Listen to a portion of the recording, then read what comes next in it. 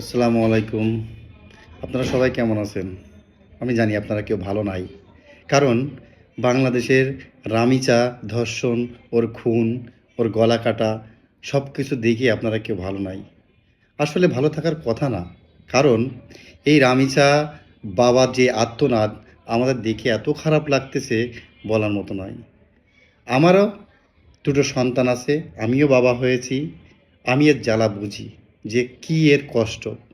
তা আমার বাচ্চা না, তাই আমি অতটুকু বুঝতেছি না। কিন্তু রামিচার বাবা কিন্তু অনেক কিছু বুঝতেছে যে সন্তান হারানোর বেদনা তার কতটুকু।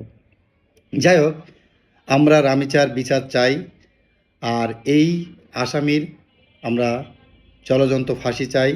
তাকে ফাঁসির আসামি অবশ্যই তো দিতে হবে ফাঁসিতে, এবং খুব শীঘ্রই সপ্তাহখানেকের ভিতরে যদি তাকে ফাঁসির রায় দেওয়া হয়, আমি মনে করি বাংলাদেশ সবথেকে একটা ভালো বিচার পাবে। এই রামিচার বাবা বিচার পাবে, রামিচার মা বিচার পাবে, সবাই বিচার পাবে। যাই হোক, আমি এই বিচারটুকু সবার কাছে প্রধানমন্ত্রীর কাছেও চাচ্ছি, এবং আমি নৃত্যশিল্পী হিসেবে আমার নৃত্যশিল্পী সব ভাই বোনদের পক্ষ থেকেও বিচার চাচ্ছি। ভাই, প্রধানমন্ত্রী, আপনি দ্রুত এর বিচারটা করেন। আইনমন্ত্রী, আপনি এর বিচার দ্রুত করেন। আল্লাহ হাফেজ, ভালো থাকবেন সবাই। আমরা রামিচার বিচার দ্রুতই দেখতে পাবো।